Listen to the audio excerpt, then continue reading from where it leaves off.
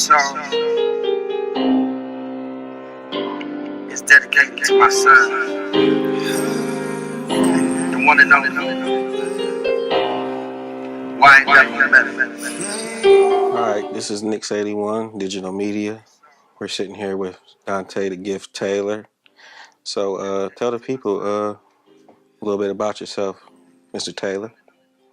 Okay, like he said, my name is Donte Taylor. I go by the name of Donte ThaGift Taylor. I'm from small city, Elyria, Ohio. Basically, I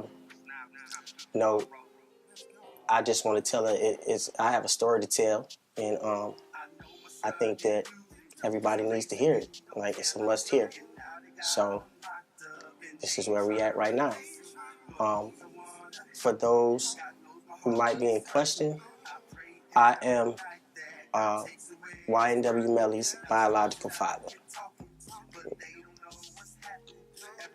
I mean, obviously that's the way it was meant to be because it wouldn't be. So basically, I'm 36 years old. I mean, I've been an artist all my life, but just growing up in a smaller city, it's harder, to get what you want out of the music industry in general. So here we are.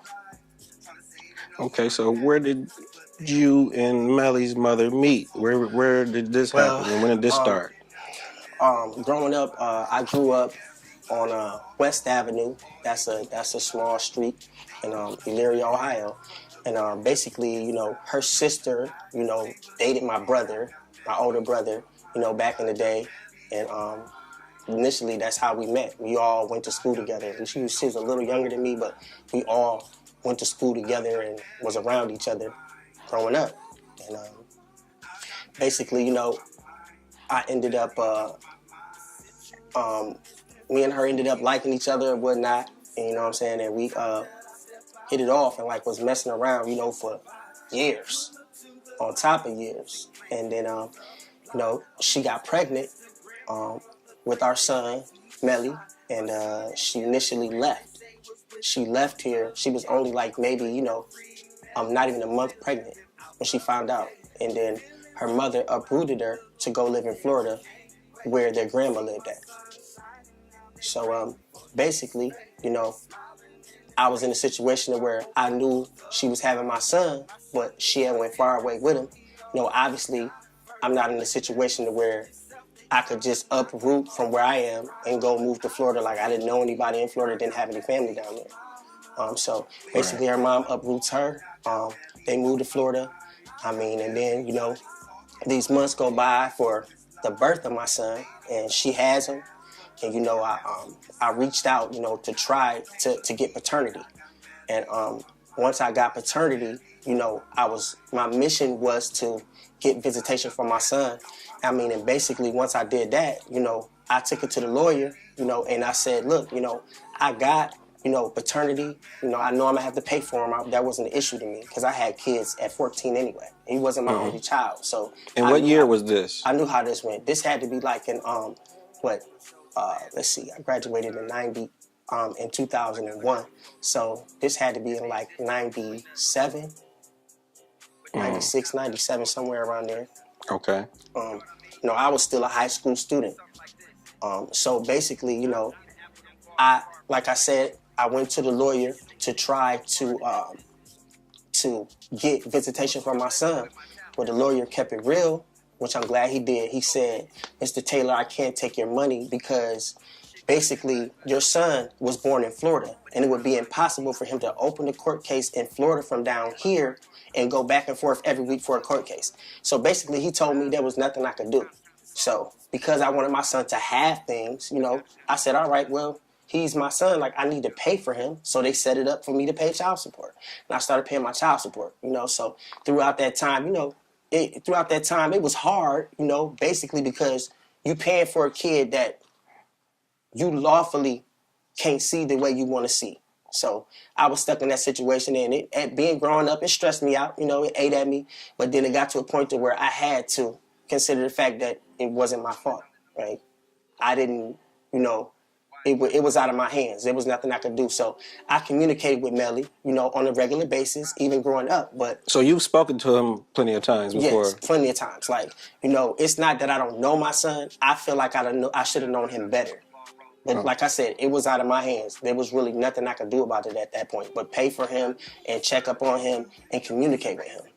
Right. But see, this is where the controversy and the problem comes in. See, now, his mother, on the other hand, was somebody that was territorial as a mother. You know what I'm saying? It was always my son this, my son that. Like, when my son very first came here, he was 1 year old. I was still a high school student. Everybody knows, like, in Elyria, when you were at Elyria High and you had kids young, there was a class called grads, and that was for people that, you know, had kids early. So she came with my son at age 1, and basically, we kicked it all day. My son kicked it with me after school, whatever. And I wanted my son to see his sister, my oldest daughter, Brianna Taylor. So we hooked up and we took my son to go see his sister in Lorraine at her mom's house. So my son went to go see his sister at her mom's house, basically. So we do that, but the things that come up is like, that was kind of shady about the situation is that my son was smart at age 1. So he looks at me, you know, when I'm in the front seat of his mom's truck, and he said, "Daddy." Okay, well, mommy looks at him and says, "That ain't Daddy, that's Donte." So I'm pretty sure y'all understand where I'm going with that. So from the beginning, it's always been this way. It's always been this distance because she didn't want me in my son's life for whatever reason.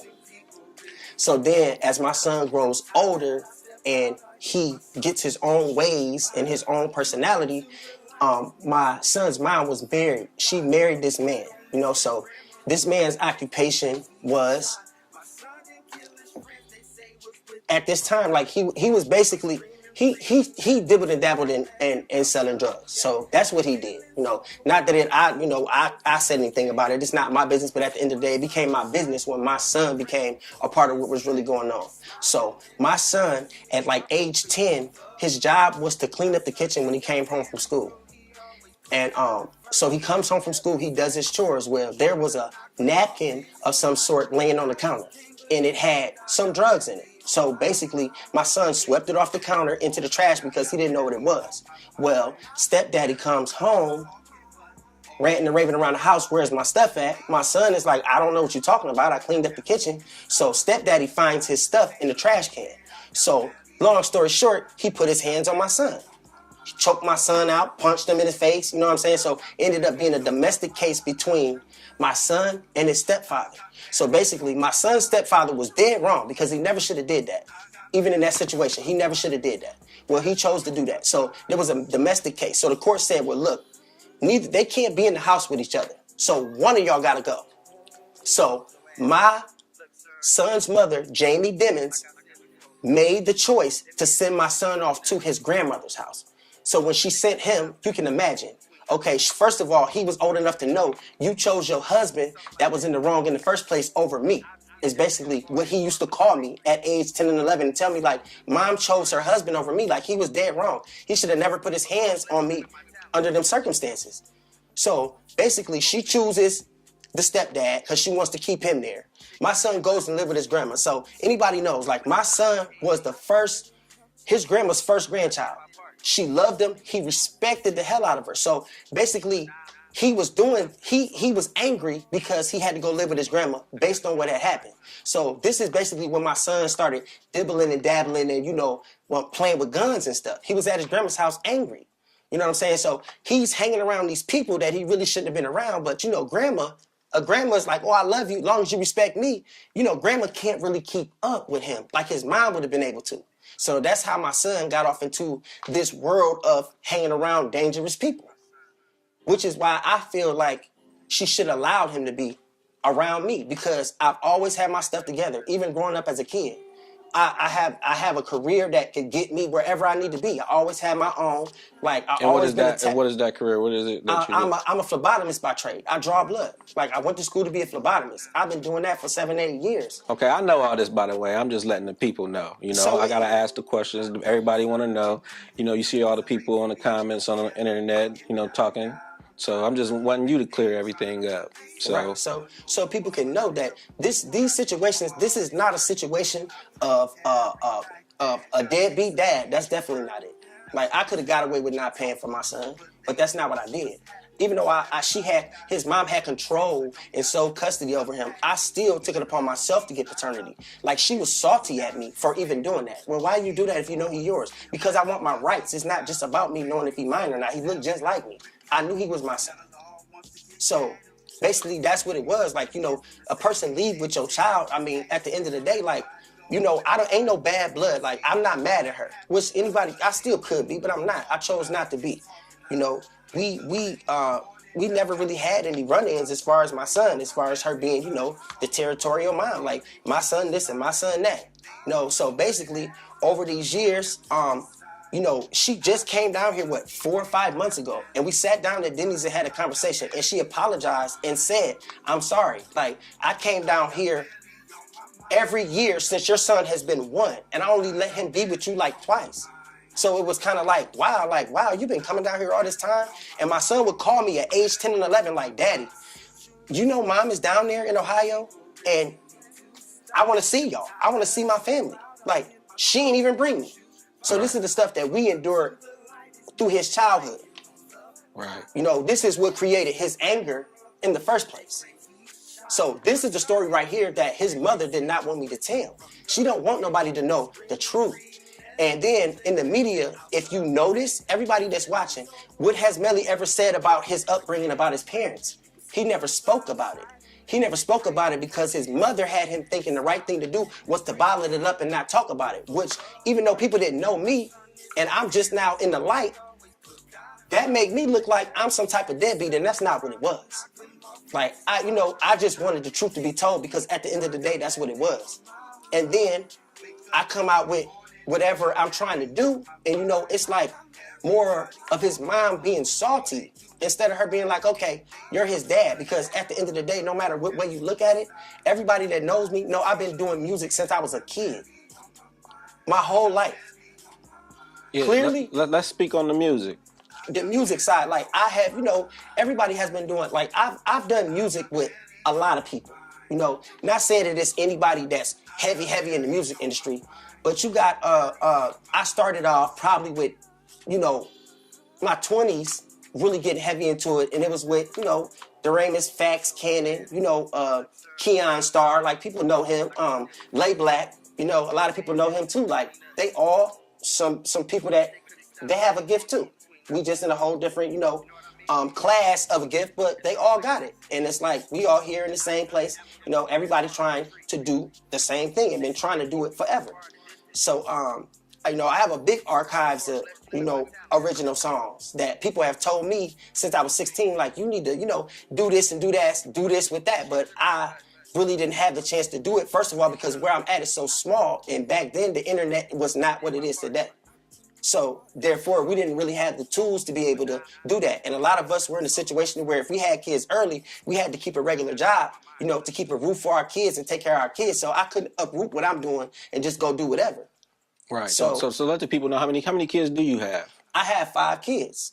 Like, I have 5 kids, and my oldest child is 21. I got a son, little Donte. Little Donte's 18. Melly's 19. And then I have a younger daughter that's 15 years old. And then I have a younger son that's 2. That's what it is. Like, these are Melly's siblings that, I really wish that he would have got the pleasure of being able to know. Like, because at the end. Your mother as well. And my mother, right? Because these are people at the end, really, brothers and sisters is all he got. We ain't gonna be here for Has he ever spoken to his grandmother? So I've spoke to his grandma directly. Has Melly spoken to your mother? Yeah, he spoke to my mother before. Okay. He spoke to my mom before, on more than one occasion. Actually, from ages 1 and 4, he had been down here a few times, and every time he came down here, he stayed with me. Like, I got some pictures too of somewhere at my house of all my kids together. This whole music thing goes all the way back to Melly being a kid. Melly was at my house at 2 years old, jumping on the bed, singing. Right, because there's some people, I seen the academics post. He said people don't know whether you're really the father, you know. So we just want to clear that up, you know, here. I'm his father. Like, at the end of the day, paternity test, I take it where I go now because everybody got questions. 99.99. If you zoom in to the slideshow that we did, one of the first things that come up, stop on that piece of paper that's right there. It's right there. Zoom into it. I'm Donte ThaGift Taylor. Born as Donte M. Taylor. All of our names are on it. His mom, Jamel Dimmons. Jamel's middle name is actually my middle name. I'm Donte Maurice Taylor. He's Jamel Maurice Dimmons. So she gave him my middle name, but being spiteful, she didn't give him my last name. So that answers the question too, because I noticed that, you know, the other people was like, well, he don't have his last name. That's why. So Right. it's reasons behind why y'all have. It's been a minute before I had to tell myself that at the end of the day, I love the hell out of my son. Just because I was played to the side like I was, don't change the love that I have for him. So at the end of the day, I wanted to reach out and I wanted to tell my son, I love you no matter what you're going through. And I know you innocent. I know you innocent because you didn't get where you was at being no dummy. Right. So let's tell these people about, you know, everyone that's saying that you're clout chasing with the new song that you put out and everything, you know what I mean? Like, address those questions. Okay, so first of all, they saying clout chasing. When it comes to my son, I can never be clout chasing. This is the example I'm gonna give. If you look at anybody that's in the industry right now, whether it be on the movie screen, in music, what do? They bring their family into it. Look at the Wayans brothers. Their whole family is behind the screen. That's the way it's supposed to be at the end of the day. If it hadn't been me that would have been in the situation that my son ended up being in, me knowing that my son is talented, I would have dragged my son with me. Fix your mic. I would have dragged my son right with me because I knew that, knowing that he talented, he would have had to come. So it has nothing. And honestly, the song, when I put the song out, Flip it in. Flip it in. Yeah. This way. Yeah. So, and the song that I put out titled Melly on My Mind, that was straight from my heart. That was something that, you know, you can't, it's inevitable, but that's something that was straight from my heart. Like, I put that out for Melly. When I put that song out, when I sat down with Lay Black, AKA Larry Phillips, we sat at his kitchen table and I was like, man, I need to do something for my son, like, that's gonna uplift his spirit because he's going through a lot right now. He locked up in a cell and they ain't trying to free him. So I need to do something that I know is gonna reach my son's jail cell and lift his spirit and let him know, yo, daddy, love you, I'm thinking about you, and I know you innocent. You innocent until proven guilty, period. So at the end of the day, I know you're innocent. And that's how I came up with the idea to make the song. Period. It wasn't about, I ain't searching for nobody's fame at all. I just happen to be somebody that's been in music, period. I didn't just start doing tracks when I did that song. I just wanted something for my son. Something that my son can hear and be like, man, dad, put it down. Like, you know, keep the ball rolling. He ain't out right now. Flip it back in. Yeah, keep moving around. I should have put a live on you. But it's all good. We good. But like, you know, I mean, basically, that's what it is. Like, I feel like I knew, like, I was already ready for this. I knew that people was going to have stuff to say. I was ready. I knew that people was going to be like, oh, maybe he's not his dad, or where's his dad been this whole time? Why didn't he talk about his dad? Because that's something that was obviously hurtful to him, too. Because when he sees me, when he sees me and he realizes, like, my dad is a good person, he was hurt. He told me himself, like, Dad, you know, I'm hurt that mom, you know, did what she did. I'm hurt that she did what she did because you're not a bad parent. You're not a bad person. You're not somebody that would have taught me wrong. You would teach me right. Like, you got your stuff together. He was just curious too, like, why did mom keep me away from you? The answer is just being selfish. You know, just being a mama bear. I don't know. Like I said, I don't hold it against her because I don't think she realized what she was doing. She didn't know what she was doing. She was just being a mom. I know she loved Melly. She loves him. But at the same time, it wasn't fair. So now that I've made a song for him, it's like, you know, people want to think, well, is he doing this to get a record deal? Is he doing? No, it has nothing to do with that. What I did was straight from my heart. And if you listen to it, at the end of the day, who puts out a rough draft of anything? It was trial and error. Right, because everybody was saying that it was bad audio. Yeah, we put the song out. Mastered and mixed right. Yeah, we put the song out just hoping that he would hear it. It wouldn't matter if I did the song in my bathroom on a computer. I just wanted it to reach my son. That's all it was for. So that's why the audio was like that. It never was even completely mastered. Right. The levels was played with a little bit, but it was never mastered. But that just goes to show ain't no clout chasing about it, because if I was clout chasing, I would have made sure I had it mastered. It would have been mastered to the T, because I had the ability. I know people that do it. So I could have did it, but it wasn't about that. Nobody knew. I didn't know that the song was going to do what it did. Nobody knew. Flip it back out. Yep, like that. Yep. Like that? Yep.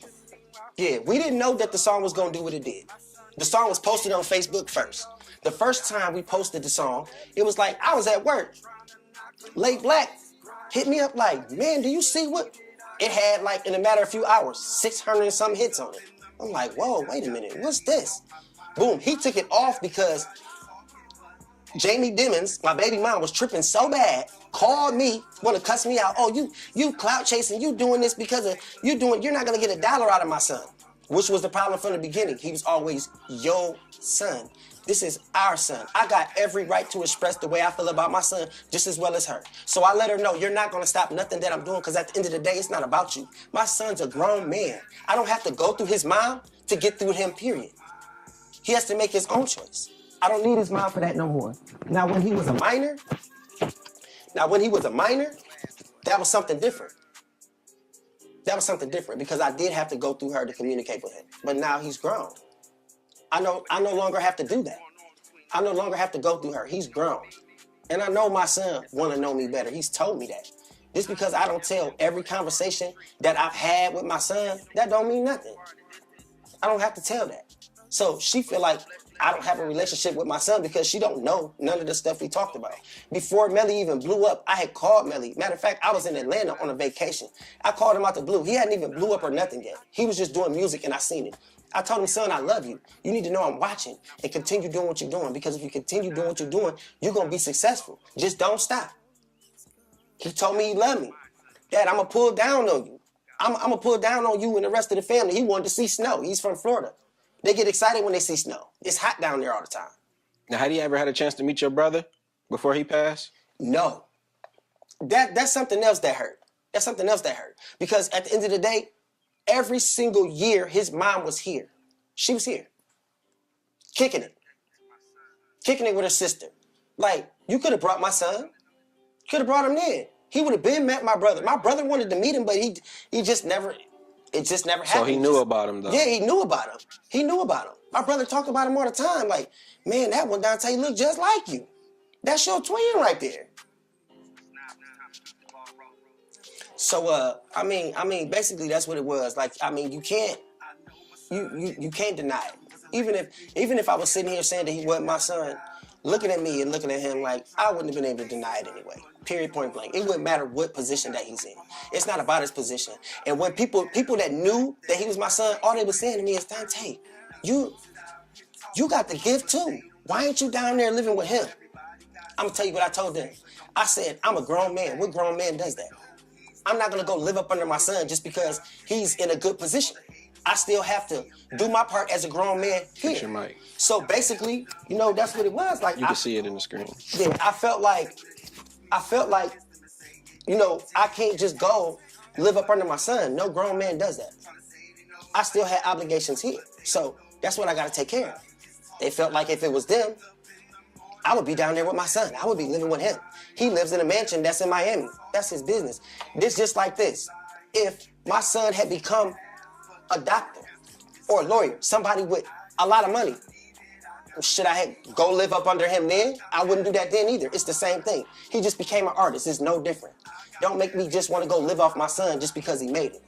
So that explains that. Like, I'm not even the type of individual that's chasing any clout, period. Because if I was, I would have probably already made it by now.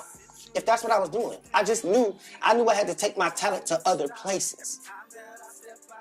So basically, that's what it was. Like, I need to take my talent to other places to display it in front of people that don't know me, because people that don't know you, they respect your talent more than a lot of people that know you. It's a handful of people that's like, okay, he got it. But then those people that know you, they see you shining, they don't want to see that. They want to see you fall off. But like the people in the bigger places, they hear talent, they're like, oh, we like that. We want to hear that again. Why don't you do a show down here? Stuff like that. So I wasn't in a situation to do that. So that's why my situation was a little bit different. I mean, basically that's what it is. Like, but all that clout chasing stuff, like I said, I was ready for that. His mom said that.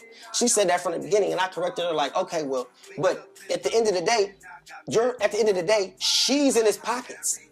I ain't asked my son for nothing. Not a dime, nothing. I wasn't asking for no money or nothing like that. I know he had money, but that's just not me to do that. So I guess to his mom, you know, she mad, but I mean, it is what it is. I'm not about to hold back no more. Like, I can't. Well, that's cool, man. We just wanted to let the people know what you know, what was going on. I'm glad I could, you know, get you on here and let the world know what, you know, your story. Since everybody was telling everybody else's story, we wanted to hear it from you. You know, and who better to do it than me? You know, I knew you since you was a little toddler. You know, we probably know each other since what? We go back. Since I was about 6 years old. Pretty much. You know what I mean? Pretty much all my life. Right. So, you know, let's talk about the song, the actual song, though. Okay, now, Melly on my mind. First of all, anybody that's viewing it, what I'm saying is all real. It's a true story. I'm saying that, you know, my beliefs. I'm saying I know my son didn't do it. He wasn't raised to be no killer. Another thing that I need to approach right now. I said he wasn't raised to be no killer. First of all, I don't appreciate what his mom did with his upbringing concerning me. But at the end of the day, that's a compliment to his mom. Because at the end of the day, I know she didn't raise him bad. That's not what I'm saying. My son was not raised to be no killer. That's what I'm saying. People got it misconstrued. They think that I'm saying I raised him. That's not what I'm saying. I'm saying he wasn't raised to be no killer, because I know his mom did not raise him to be no killer. She didn't. So basically that's what I'm saying in the song. He wasn't raised to be no killer. And now he locked up. They ain't trying to release him. I want to help him. My heart hurting because it's my son. But I can't help him. I mean, Lord knows. Like, I'm saying, Lord knows I want to help him. Lord knows my heart is hurting. Like, I mean, you know, and then, you know, later on in the song, I'm saying, when I go to get some wings at Bailey's, which is a little bar and grill bar that's in Elyria, Ohio. Like, I sit there to eat wings, and my son's music is literally playing on the jukebox. I pull up to the block, his music is playing. When I say everywhere I go, every walk of life is playing Melly's music. Old people, young people, little people, everywhere. They all playing his music. So basically, that's all I'm saying. I'm saying, even though he's at a distance from me, I still love him like anybody other normal father that cares, loves their son, and I'm explaining what I'm enduring down here. It doesn't matter. I had to approach it head on because I can't escape it. That was what I'm saying. I can't escape it. It's everywhere I go. Bars, outside, anywhere I go. It's always people playing his music. So, I mean, that's what it is. I'm telling the story. It's a true story. I want to help him. I can't. The media, everybody, as you can see, it's a true story. Everybody's going live, but they don't know what they're talking about. They going live and they don't know what's happening. Every time I go on Instagram, it's pictures of his friends that they say he killed. This is what I'm dealing with. Even though I'm all the way down here, I'm still dealing with it because at the end of the day, he's my son and I love him just as much as his mom does. Period. That's basically that. The song is all facts. And when somebody's doing something and they clout chasing, they're not going to be telling the true story. All I did was put the story in a song. That's it. I put the story in there because it's what I was feeling. It's what I was seeing. It was my surroundings. That's it. I took it and I turned it into a song. That's what it is. There it is, then, man. We basically get the people what they want. We ain't gonna give them too much right now. You know what I'm saying? But you know, we gonna be in effect again. And you got anything else you want to say to anybody or anyone before we, you know what I'm saying, let you get up out of here? Yeah, basically, I just want to say that, you know, to anybody, like, just, it don't matter. Like, what you know, with anything good that you do, anything that's positive, it's always going to be negative to it. Just don't never let the negative stop you from what you're doing, because it's going to be there regardless. People going to say what they want to say because at the end of the day, they don't know the facts. They don't know the facts. And when it's people speaking that's naive, that don't know, it don't stand for nothing. It don't count for nothing. So I'm never going to let that, I'm not going to let that stop me. I'm not going to let that stop nothing. I'm going to represent my son to the day he or I aren't here anymore, period. Well, there you have it, people. Donte the Gift Taylor. You know, we'll be back at you pretty soon. We're gonna shoot that video, ain't we? Yes, sir. So we shooting a video to Melly on My Mind. It's gonna be official. For sure. Official. All right, y'all. Nix81 Digital Media. Donte the Gift Taylor. Lord knows I love you. How could not you came for me? You my seed. Let's go.